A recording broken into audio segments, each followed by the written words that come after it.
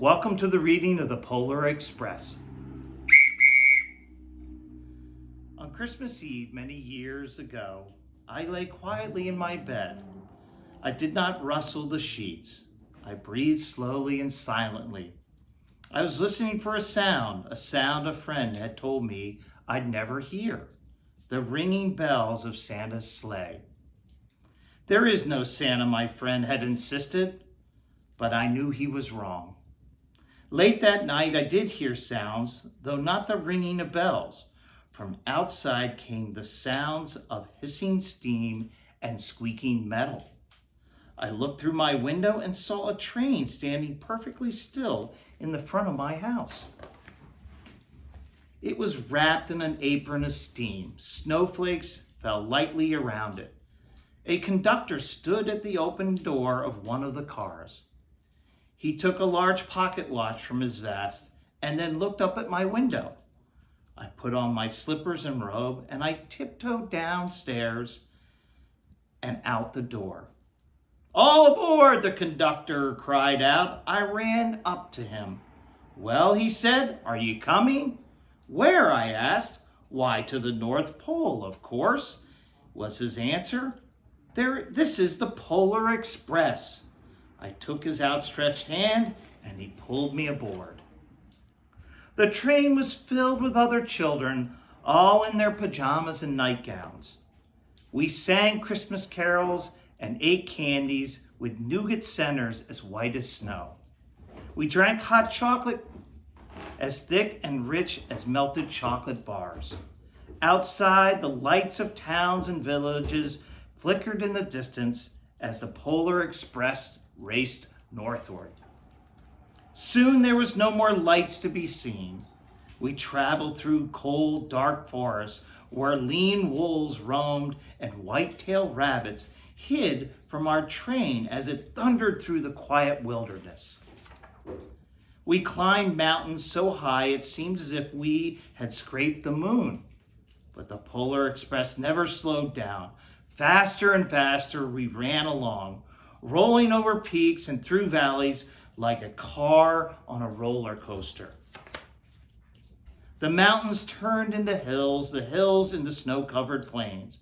We crossed a barren desert of ice, the great polar ice cap. Lights appeared in the distance. They looked like the lights of a strange ocean liner sailing on a frozen sea. "There," said the conductor, "is the North Pole." The North Pole, it was a huge city standing alone at the top of the world, filled with factories where every Christmas toy had been made. At first, we saw no elves. "They are gathering at the center of the city," the conductor told us. "That's where Santa will give the first gift of Christmas." "Who receives the first gift?" we all asked. The conductor answered, "He will choose one of you." "Look!" shouted one of the children, "the elves!" Outside, we saw hundreds of elves. As our train drew closer to the center of the North Pole, we slowed to a crawl, so crowded were the streets with Santa's helpers. When the Polar Express could go no farther, we stopped and the conductor let us outside.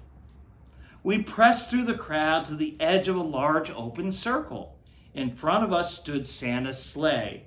The reindeer were excited. They pranced and paced, ringing the silver sleigh bells that hung from their harnesses. It was a magical sound, like no other that I had ever heard. Across the circle, the elves moved apart and Santa Claus appeared. The elves cheered wildly. He marched over to us and pointed to me and said, "Let's have this fella here." He jumped into his sleigh. The conductor handed me up. I sat on Santa's knee and he asked, "Now, what would you like for Christmas?"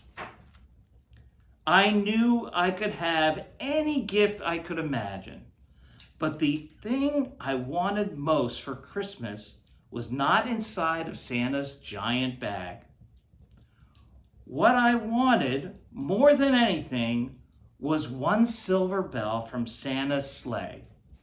When I asked, Santa smiled. Then he gave me a hug and told an elf to cut a bell from the reindeer's harness.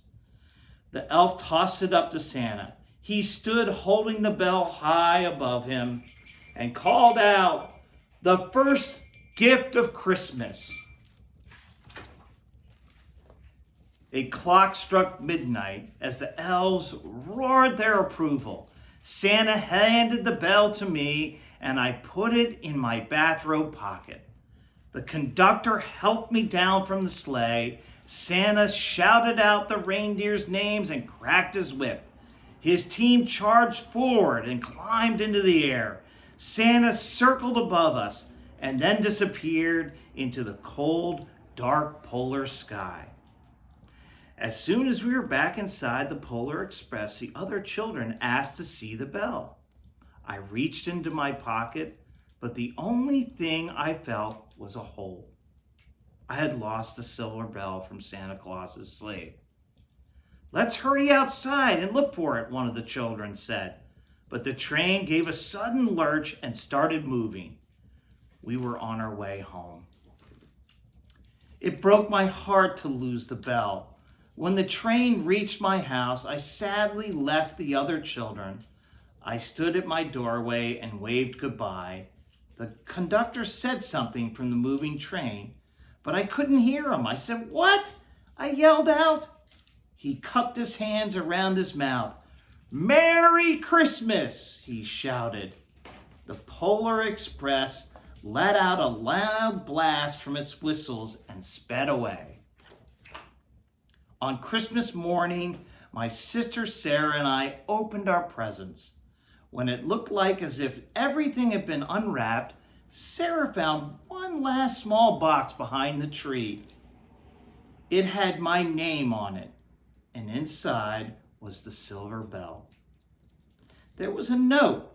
"Found this on the seat of my sleigh. Fix that hole in your pocket. Signed, Mr. C." I shook the bell. It made the most beautiful sound my sister and I had ever heard. But my mother said, "Oh, that's too bad." "Yes," said my father, "it's broken." When I had shaken the bell, my parents had not heard a sound. At one time, most of my friends could hear the bell, but as years passed, it fell silent for all of them. Even Sarah found one Christmas that she could no longer hear the sweet sound.